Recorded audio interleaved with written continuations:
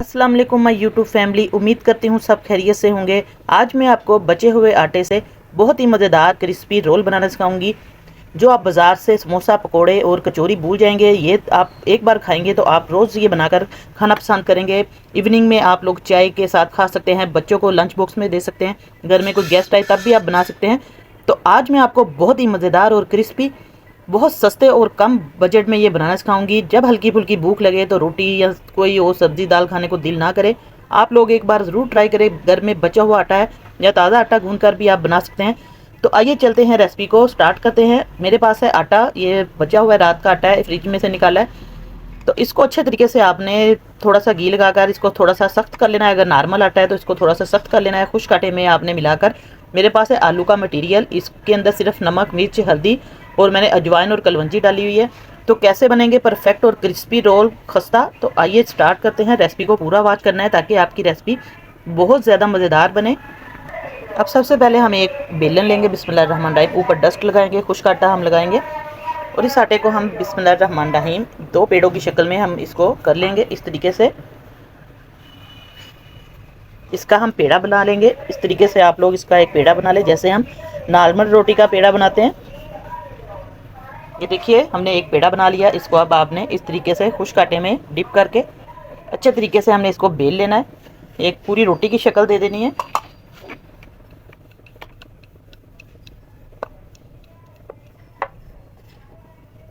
बस इस तरीके से हमने पूरी रोटी रोल लेनी है। तो हमने पूरी रोटी तैयार कर ली है। अब इसके ऊपर हम हल्का सा घी लगाएंगे। हल्का हल्का सा आप लोग हाथ की मदद से या चम्मच की मदद से इसको ग्रीस कर लें। बहुत आपने मोटी रोटी नहीं रखनी। ये देखिए आपके सामने जैसे हम चपाती बनाते हैं बिल्कुल उसी तरह हमने ये रोटी बनानी है। आपको मैं दिखा भी देती हूँ। ये देखिए बिल्कुल पतली रोटी हम बनाएंगे। तो अब इसके ऊपर हल्के से हम तिल लगा देंगे। आप लोगों के पास तिल नहीं तो आप लोग स्किप भी कर सकते हैं, लेकिन इससे बहुत ही ज़्यादा प्रोटीन मिलेगा बच्चों को। इस बहाने बच्चे खा भी लेंगे। तो ये देखिए इस तरीके से हम सारी रोटी के ऊपर स्प्रेड कर देंगे सारा आलू का मिक्सचर। इस तरीके से आपने पतला पतला सा इसके ऊपर सारा जो मिक्सचर आपने बनाया हुआ है वो लगा देना है।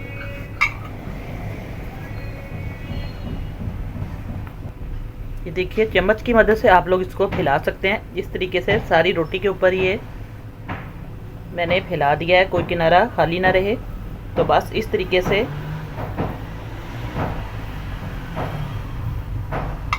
तो अब इसको हम करेंगे। इसका जो अगला स्टेप है, बहुत आसान और सिंपल रेसिपी है ये।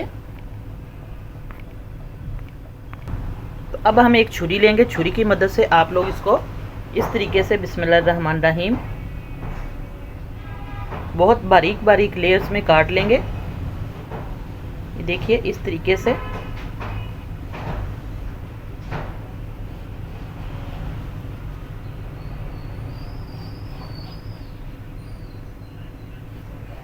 सारी रोटी को आपने इस तरीके से बारीक बारीक लेयर्स में काट लेना है। और एक आपने रोल को पकड़कर इस तरीके से एक लेयर को पकड़ना है, बिस्मिल्लाहिर्रहमानिर्रहीम। ये देखिए आपको मैं दिखा देती हूँ।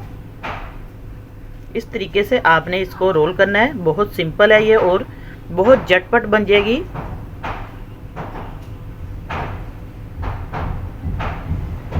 ये देखिए बहुत आसानी से इसको मैंने अलहदा कर ली। को हम एक बर्तन में रखेंगे अलहदा। ये देखिए इस तरीके से आपने थोड़ा सा खुश्का लगाना है, खुश्क आटा लगाना है और बहुत ही हाथ की मदद से इसको प्रेस कर लेना है। माशाल्लाह से देखिए इसको ज़रूरत नहीं अब हमें प्रेस करने की ज़्यादा। बहुत आसान तरीके से ये प्रेस हो गया और आलू का पराठा भी बन जाता है और आप लोग आलू के स्नैक्स भी इसको कह सकते हैं। हल्की फुल्की भूख में आप लोग इसको चाय के साथ ज़रूर खाएं, नाश्ते में भी खा सकते हैं सुबह के। तो अब इसको इस तरीके से आप लोग रोल कर लें। सारे स्नैक्स इसी तरीके से आप लोग रोल करके रख सकते हैं। ये देखिए हाथ की मदद से आपने पकड़ना है और इसको इस तरीके से दबाते जाना है।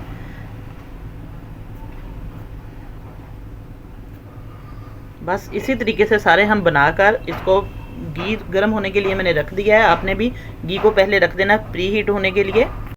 अब घी हमने थोड़े से घी में इसको फ्राई करना है। घी मैंने कढ़ाई में रख दिया गर्म होने के लिए। तो अब इसको हम डालेंगे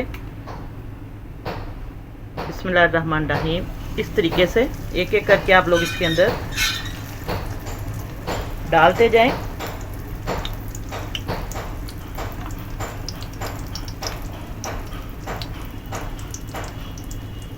ये देखिए आलू का मिक्सचर भी बहुत मज़े का लग रहा है, इसके अंदर नज़र आ रहा है। तो अब इसी तरीके से हम इसको फ्राई करते जाएंगे।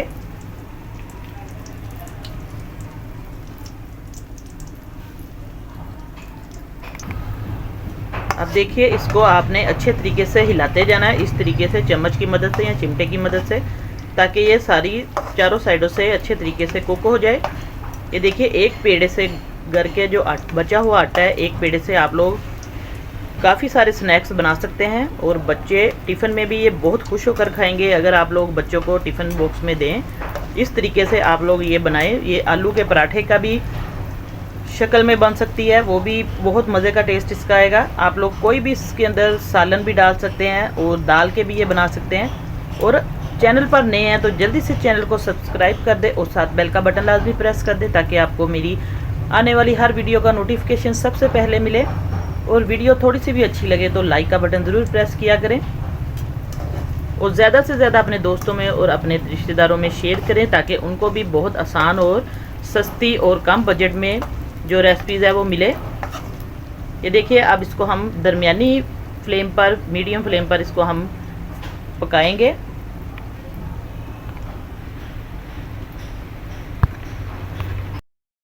अब इसको हम पलटेंगे एक साइड इसकी। ये देखिए बिल्कुल माशाल्लाह ये कचौरी की शक्ल में बन रही है। आपने इसको धीमी आंच पर बस बनाना है, बिल्कुल लो टू मीडियम, बहुत तेज़ आंच पर बिल्कुल नहीं बनाना, ताकि ये बहुत जल्दी कच्चा अंदर से रहेगा और ऊपर से जल जाएगा। ये देखिए माशाल्लाह से ये बिल्कुल कचौरी की शक्ल में बन गई है। बहुत सिंपल तरीका आपको बताया है, एक बार ज़रूर ये रेसिपी आप लोग ट्राई करें। अब इसको आहिस्ता आहिस्ता से बस आप इसको पकने दें।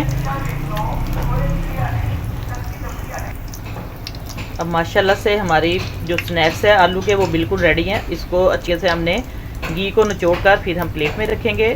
इसी तरीके से आपने भी खस्ता ये बनाने, इनका गोल्डन कलर आ चुका है, तो बस अब इसको प्लेट में रखेंगे। इसी तरीके से सारे हम फ्राई करेंगे।